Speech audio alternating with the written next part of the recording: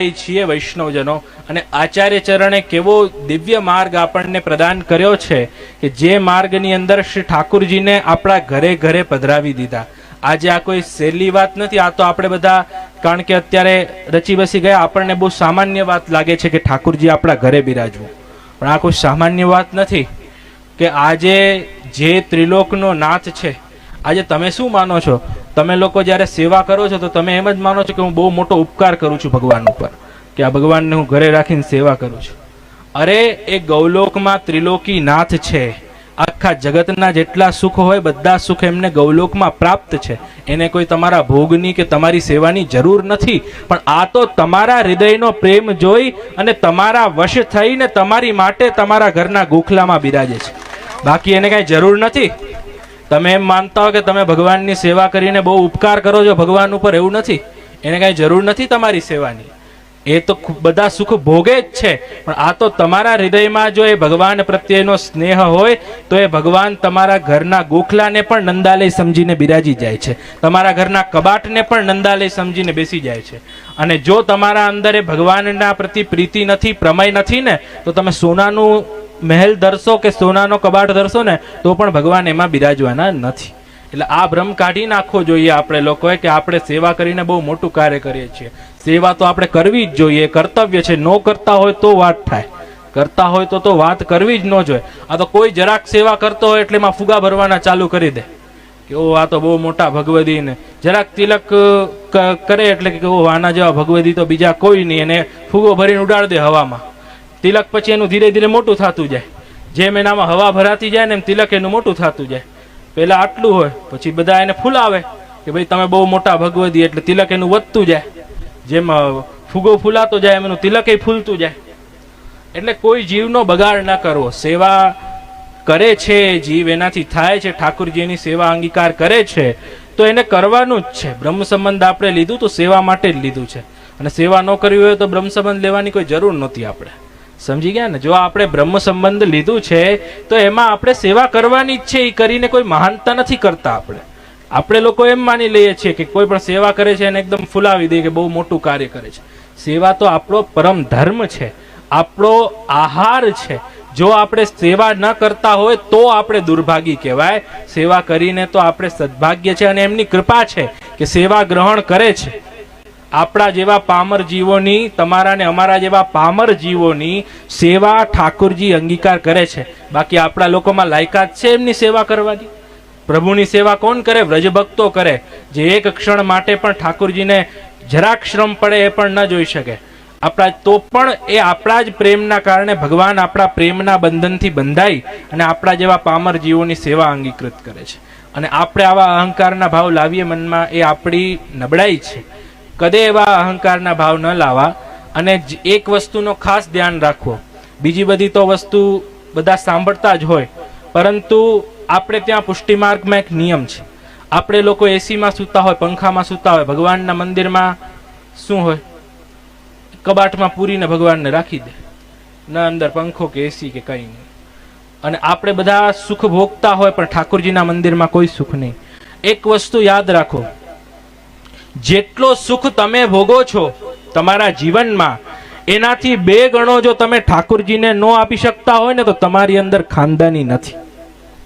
જો તમે તમારા વૈભવથી 2 ગણો વૈભવ તમારા પ્રભુને ન આપી શકો ને તો તમારી અંદર વૈષ્ણવતા નથી.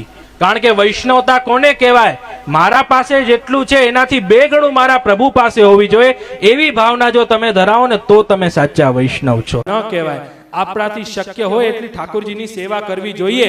અને આપણે એવી સ્થિતિમાં જો છીએ કે આપણા ઘરે ઠાકુરજીને માટે મંદિર બનાવવાની પણ સ્થિતિ નથી, કોઈ સ્થિતિ નથી, તો પણ તમારી અંદર જો સેવા કરવાનો ભાવ છે તો તમે સેવા કરો વૈષ્ણવો.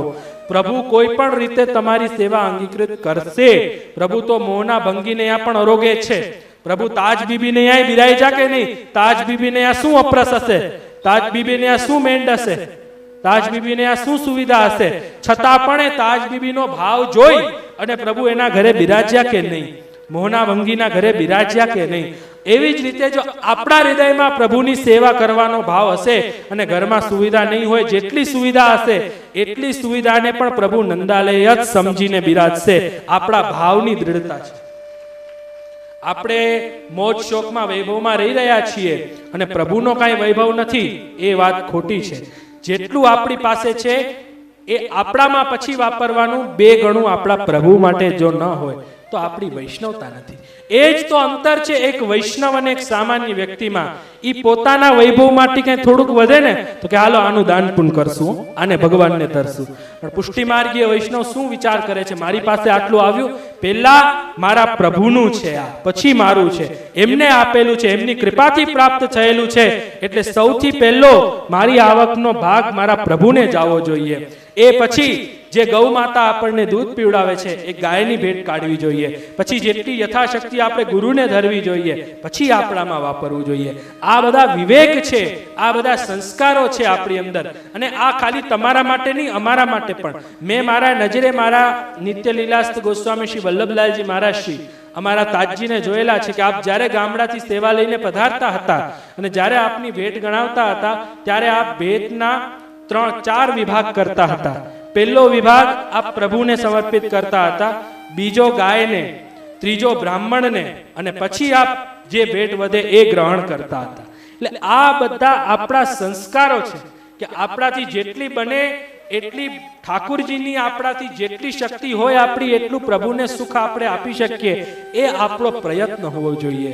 તો ઠાકુરજીની સેવા, જ્યારે વાત થાય તલવારની ધારની વાત ચાલે છે કે પુષ્ટિ માર્ગ કેવો છે, તો પુષ્ટિ માર્ગની અંદર મહાપ્રભુજીએ કીધું તારાથી જે રીતે થાય એ રીતે તું ઠાકુરજીની સેવા કર. તું ઠાકુરજીને નહીં મૂકવું હોય આખું સંસાર મૂકી દો વૈષ્ણવો, પણ ઠાકુરજી કોઈ દિવસ ન મૂકો. કારણ કે જો ઠાકુરજી મૂકી દેશું આપણે તો આપણો હાથ ચાલવા વાળો બીજો કોઈ પણ હશે નહીં. બીજો કોઈ આપણો નથી, કેવલ પ્રભુ જ આપણા છે, જે આપણને હાથ પકડીને પોતાના નિત્ય લીલામાં પ્રવેશ કરાવે છે. એટલે વૈષ્ણવો, કોઈ દિવસ પ્રભુનો આશ્રય કેવી પણ પરિસ્થિતિ જીવનમાં આવી જાય, પ્રભુ બધો સુખ વિચારીને આપણી સેવા અંગીકૃત કરશે. એટલે ઠાકુરજીની સેવા કરવી એ સ્વધર્મ છે. મહાપ્રભુજીએ કહ્યું કે ખાલી ઠાકુરજીની સેવા તું કર, અને કહ્યું કે સેવા માની લ્યો હવે કે એવા કોઈ અસંભવ કારણ હોય, એવા કોઈ અસંભવ કારણ જીવનમાં આવી જાય કે જે અસંભવ કારણોથી આપણે ઠાકુરજીની સેવા ન કરી શકાય. જેમ કે વૈષ્ણવ ઘરની દીકરી હોય, એ દીકરીને ક્યાંય પરણાવવામાં આવે તો એના ઘરે કૃષ્ણનું નામ ઉચ્ચારણ કરવાનું અલગ હોય, એવો દુર્ભાગ્યથી એવી કોઈ સ્થિતિ ઉત્પન્ન થઈ જાય તો મહાપ્રભુજીએ કીધું છે એવી સ્થિતિમાં જો સ્વરૂપ સેવા ન થતી હોય તો નામ સેવા કરો. કારણ કે જેટલું મહત્વ પ્રભુના સ્વરૂપનું છે એટલું જ મહત્વ પ્રભુના નામનું પણ છે. પછી કે સ્વરૂપ સેવાય નથી થતી ને નામ સેવાય નથી થતી, તો શું કરવું? તો મહાપ્રભુજી કહે છે તો તમે તીર્થાટન કરો. તીર્થાટન એટલે જેટલા વૈષ્ણવ તીર્થો છે, વ્રજ એ આપણા વૈષ્ણવોનું તીર્થ છે, તો એ તીર્થોમાં જઈ અને આપણી વૈષ્ણવીય ભાવનાનું ચિંતન, આપણે લીલા ભાવનાનું ચિંતન વ્રજભૂમિની અંદર કરવું એ પણ આપણા કર્તવ્યમાં આવે છે. સેવા કરવી એ આપણું કર્તવ્ય છે, સત્સંગ કરવો, નામ સેવા કરવી એ આપણું કર્તવ્ય છે. અને જો નામ સેવા ન થાય તો યાત્રા કરી તીર્થ કરવા એ આપણો કર્તવ્ય છે. અને પછી એવો કોઈ દુર્ભાગ્યથી સમય આવી જાય વૈષ્ણવો કે કૃષ્ણનું નામ મોડાથી લેવું અઘરું થતું હોય તો ત્યારે શ્રી મહાપ્રભુજી શું આજ્ઞા કરે છે? વદત ભિરેવ સતતમ સ્થેય મિત્યેવ મેમતિ. છેલ્લે ભગવાનનું નામ પણ બોલવાનું દુષ્કર થઈ જતું હોય તો ખાલી મનમાં એકવાર શ્રી કૃષ્ણ શરણમ મમનો જાપ કરી લેજો, તો એ શ્રી કૃષ્ણ શરણમ મમના જાપ કરવાથી પ્રભુ તમારી સ્વરૂપ સેવા જેમ જ સેવા અંગીકૃત કરશે. હવે મને પ્રશ્ન એ થાય છે કે આમાં તલવારની ધાર ક્યાં દેખાય છે? હું આમાં તલવારની ધાર ગોતું છું કે આમાં ક્યાં ધાર દેખાય છે. મહાપ્રભુજી એટલું કીધું છેલ્લે કાંઈ ન થાય તો ખાલી અષ્ટાક્ષર કર મનમાં, બોલાય નહીં તો ખાલી મનમાં કર. આમાં શું કોઈને તલવારની ધાર દેખાય છે? એ બહુ આશ્ચર્યની વાત છે. આપણા જીવનનો કર્તવ્ય છે કે પ્રભુની સેવા નિરંતર કરવી, પ્રભુની નામ સેવા કરવી. બીજું આપણે આ તલવારની ધારને આ બધામાં ન પડવું. વૈષ્ણવ, હું તમને કહું છું ઠાકુરજીની સેવા કરો, આનંદ કરો, જે કરવાના છે તથૈવ તસ્ય લીલેતી. એ એમની જ લીલા છે. એ જે વિચારશે કરશે, મારા તમારા વિચારવાથી શું થાય? કઈ ન થાય. એ બધું જે પ્રભુ વિચારે એ જ થાય. રેમન ચિંતા ન કર પેટ કી, રેમન ચિંતા ન કર પેટ કી, જાકો જીતનો लिख्यो विधाता, वाको मिले तेट की, रेमन चिंता न कर पेट की. सूरदासजी आज्ञा करे છે કે આપણે આ ચિંતા શેની હોય? પેટની, કે આપણું ઘર હાલશે કે નહીં.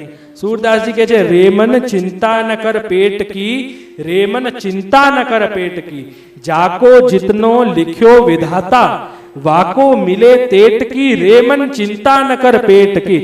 છતાંય આપણે પેટની ચિંતા નથી જાતી. એટલે सूरदासजी શું કહે છે? अचंभो इन लोगन को आवे, अचंभो इन लोगन को, छांड गोपाल हंस सर दुर्लभ, छांड गोपाल हंस सर दुर्लभ, काक सरोवर नाहवे, अचंभो इन लोगन को आवे. પ્રભુની ભક્તિ રૂપી સરોવર કેવો છે? ઉત્તમ પ્રકારના ભક્તો એટલે હંસોથી ભરેલો સરોવર છે. એમાં સ્નાન કરવું જોઈએ. એની જગ્યાએ સ્નાન શેમાં કરે છે? લૌકિકથી ભરેલા, કાગડાઓથી ભરેલા સરોવરમાં સ્નાન કરે છે. એટલે અચંભો ઇન લોગન કો આવે, અચંભો ઇન લોગન કો, છાંડ ગોપાલ હંસ સર દુર્લભ, કાક સરોવર નાવે. એટલે નક્કી આપણે કરવાનું છે વૈષ્ણવો, ભગવત ભક્તો રૂપી હંસોથી ભરેલા ભક્તિના સરોવરમાં નાવું છે કે કાગડાથી ભરેલા લૌકિકના સરોવરમાં? એ નિશ્ચય આપણે કરવાનો છે. આપણે લોકો ભગવાનના ભક્ત છીએ, આપણે લોકો પ્રભુના ભક્ત છીએ. તો આપણો કર્તવ્ય એ છે કે મહાપ્રભુજીએ જે ભક્તિનો સરોવર, જે ભક્તિનો માર્ગ આપણને પ્રદાન કર્યો, એ જ ભક્તિના માર્ગમાં આપણે લોકો સ્નાન કરીએ એકાગ્રચિત્ત થઈને. હવે આપણે આપણા ગુરુ શ્રી મહાપ્રભુજીના વિષયક જો થોડું ન સમજીએ, કારણ કે સિદ્ધાંત રહસ્ય ગ્રંથને પ્રગટ કરનારા આપણા શ્રી આચાર્ય ચરણ એ જો પ્રગટ ન થાત તો આ સિદ્ધાંત રહસ્ય ગ્રંથની બ્રહ્મ સંબંધના રહસ્યની આ મહાન પ્રાપ્તિ પણ આપણને ન થાત. તો એ શ્રી આચાર્ય ચરણનું સ્વરૂપ કેવું છે? ઘણા જણાને બહુ ભ્રમ છે આચાર્ય ચરણના સ્વરૂપમાં. ઘણી વખત એવો પ્રશ્ન થતો હોય, મર્યાદા માર્ગીય એવો પ્રશ્ન કરતા હોય કે શ્રી મહાપ્રભુજી કૃષ્ણ છે તમારી માટે, વૈષ્ણવ માટે, અમારી માટે નહીં. આનો ઉત્તર અમે આપવા માંગીએ છીએ આજે. શ્રી મહાપ્રભુજી એ સાક્ષાત ભગવત સ્વરૂપ છે, ભગવાન શ્રી કૃષ્ણનો સ્વરૂપ છે. એ અમે લોકો કેમ માનીએ છીએ એનો પ્રમાણ આજે આપીએ. જો કોઈને વૈષ્ણવોને તો પ્રશ્ન ન જ થાય, કારણ કે બધા શ્રી મહાપ્રભુજીના વલ્લભના આશ્રિત હોય, પણ જેને સંશય થાય શ્રી મહાપ્રભુજીના સ્વરૂપમાં, અમારામાં નહીં હો, અમે નથી, શ્રી મહાપ્રભુજી છે, પૂર્ણ બ્રહ્મ શ્રી મહાપ્રભુજી છે, અમે મહાપ્રભુજીનો કાર્ય કરીએ છીએ, અમને કોઈ એટલા તમારે ફુગામાં પંપ ભરવાય નહીં. અમે લોકો શ્રી મહાપ્રભુજીના વંશજો છીએ અને પૂર્ણ બ્રહ્મ પરમાત્મા સાક્ષાત શ્રી મહાપ્રભુજી છે. અને શ્રી મહાપ્રભુજીનું શું કામ કૃષ્ણ માનવામાં આવે છે? તો મહાપ્રભુજીના જન્મના હજારો વર્ષ પહેલા પુરાણોની અંદર શ્રી મહાપ્રભુજીના રૂપમાં સાક્ષાત ભગવાનનું પ્રાગટ્ય થશે એની ભવિષ્યવાણી થઈ ગઈ છે. એટલે વૈષ્ણવો એમનમ તાલી નહીં, તમે પૂછો કયા પુરાણ, કયા પુરાણમાં, ક્યાં? તો એનો ઉત્તર આપશું અમે. 18 પુરાણમાંનો એક પુરાણ છે અગ્નિ પુરાણ. એ અગ્નિ પુરાણનો એક ખંડ છે ભવિષ્યોત્તર ખંડ.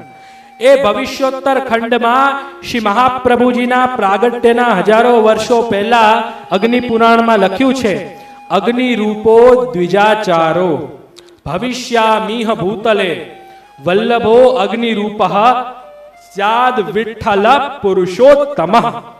હવે આનો અર્થ સમજાવું. અગ્નિ પુરાણમાં કહે છે કે કલયુગની અંદર અગ્નિ રૂપી દ્વિજાચારથી સાક્ષાત અગ્નિ સ્વરૂપ પૂર્ણ બ્રહ્મ સ્વરૂપ અગ્નિ રૂપી દ્વિજાચારો ભવિષ્યામિહ ભૂતલે વલ્લભો અગ્નિ રૂપઃ. શ્રી મહાપ્રભુજીના રૂપમાં અગ્નિ સ્વરૂપ સાક્ષાત પરબ્રહ્મ પરમાત્મા રૂપે શ્રી મહાપ્રભુજીનું પ્રાગટ્ય થશે. અને શ્રી વિઠ્ઠલ પુરુષોત્તમ અને શ્રી ગુસાઈજીના રૂપમાં સાક્ષાત પુરુષોત્તમનો પ્રાગટ્ય થશે. આ વાત કોઈ પુષ્ટિ માર્ગીય નથી લખેલી.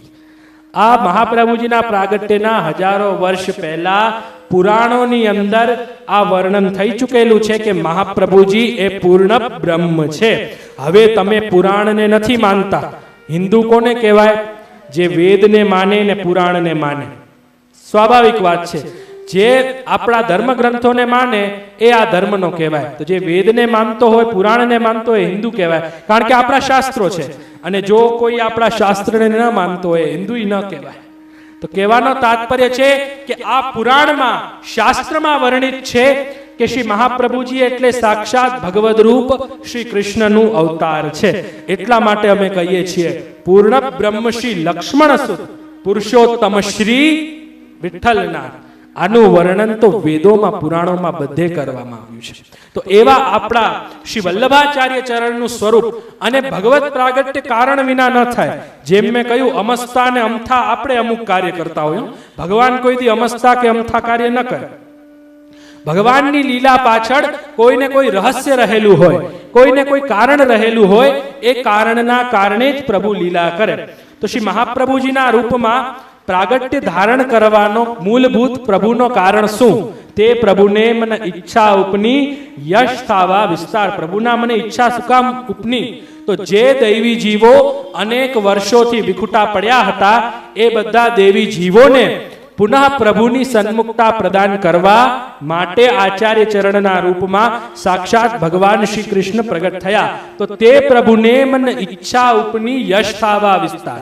શ્રી પુરુષોત્તમે વળી વિચાર્યું, હવે પ્રકાર શું કરવો રે? મારી સેવા અને કથારસ નિરૂપવા તનુ ધરવો રે. કે મારી સેવા અને કથારસ. હવે જુઓ આ શબ્દ જુઓ તમે, ગોપાલદાસજીના એક એક શબ્દ જુઓ. મારી સેવા અને કથારસ. સેવા એટલે સેવા માર્ગ, અને કથારસ એટલે શ્રીમદ ભાગવત. એને પ્રગટાવવા, એના વિસ્તારથી અધિકારી દૈવી જીવોને શરણે લેવા માટે શ્રી આચાર્ય ચરણનું પ્રાગટ્ય થયું. સર્વોત્તમ સ્તોત્રની અંદર શ્રી મહાપ્રભુજીના પ્રાગટ્યના પ્રધાન 3 કારણો બતાવવામાં આવ્યા છે. તેમાંનું સર્વપ્રથમ કારણ એ છે દૈવોદ્ધાર પ્રયત્નાત્મા. દૈવી જીવોના ઉદ્ધાર માટે શ્રી આચાર્ય ચરણે 3 વાર ખુલ્લા પગે પૃથ્વી પ્રદક્ષિણા કરી, અને એ પ્રદક્ષિણાના માધ્યમથી આપે અનેક દૈવી જીવોને અંગીકૃત કર્યા. અને એ દૈવી જીવોમાંના પ્રધાન જે આપના શ્રીઅંગના સ્વરૂપ હતા 84, એ 84 વૈષ્ણવોની વાર્તા આજે પણ આપણે ત્યાં બિરાજમાન છે. હવે આપના શ્રીઅંગના સ્વરૂપ 84 વૈષ્ણવો કેવી રીતે? હવે તમને હું એનો પણ આપણે રહસ્ય જોઈએ. વૈષ્ણવ ખૂબ આનંદ આવશે. બહુ સુંદર તમને વાત કહું. શ્રી આચાર્ય ચરણના 12 ભગવદ શ્રીઅંગ છે. 12 શ્રીઅંગ મહાપ્રભુજીના ભગવત છે. એ 12 શ્રીઅંગમાંના પ્રત્યેક શ્રીઅંગના 7 ધર્મ છે. એ 7 ધર્મ કયા? ઐશ્વર્ય, વીર્ય, યશ, શ્રી, જ્ઞાન, વૈરાગ્ય અને 7મો ભગવાન સ્વયં પોતે ધર્મી સ્વરૂપ. આ 7 પ્રકારના ધર્મ મહાપ્રભુજીના 12 શ્રીઅંગમાંના એક શ્રીઅંગમાં છે. બરાબર? તો હવે 12 ગુણ્યા 7 કરો તો કેટલા થાય? 12 ગુણ્યા 7 કેટલા થાય? 84 થાય ને?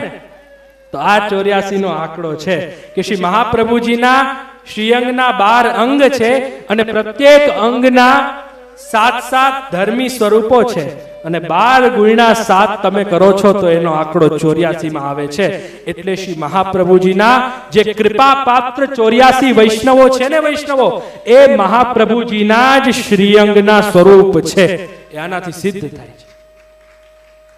તો એવા દૈવી જીવોના ઉદ્ધાર માટે દૈવોદ્ધાર પ્રયત્નાત્મા, એવા દૈવી જીવોના ઉદ્ધાર માટે આચાર્ય ચરણે દયા કરીને, દયા નિજ માહાત્મ્યમ કરિષ્યન પ્રકટં હરિ, કૃપા કરીને પોતાનું એ મહાત્મ્ય આ દૈવી જીવોના ઉદ્ધારાર્થ શ્રી મહાપ્રભુજીએ પ્રગટ કર્યું. તો આ પહેલો કારણ દૈવોદ્ધાર પ્રયત્નાત્મા. બીજું કારણ સ્મૃતિ માત્રાર્તિનાશન, એના પછીનું.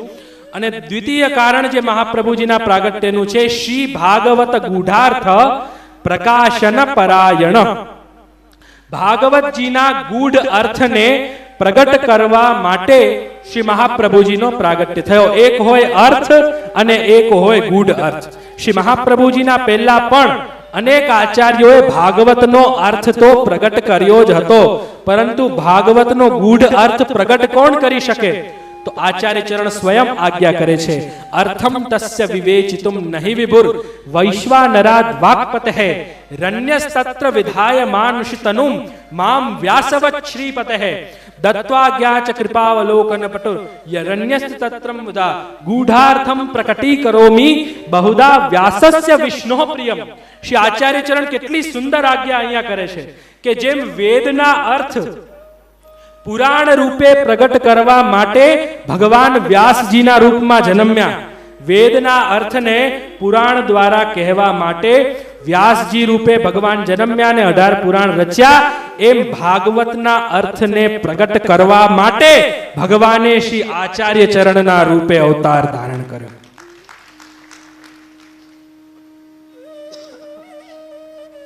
એટલા માટે શ્રી ભાગવત ગૂઢાર્થ પ્રકાશન પરાય, એ ભાગવતના ગૂઢ અર્થને પ્રગટ કરવા માટે શ્રી મહાપ્રભુજીનો પ્રાગટ્ય થયો. અને ત્રીજો કારણ શ્રી મહાપ્રભુજીના પ્રાગટ્યનો સાકાર બ્રહ્મવાદૈક સ્થાપકો, કે સાકાર બ્રહ્મવાદનું સ્થાપન કરવા માટે શ્રી આચાર્ય ચરણનો પ્રાગટ્ય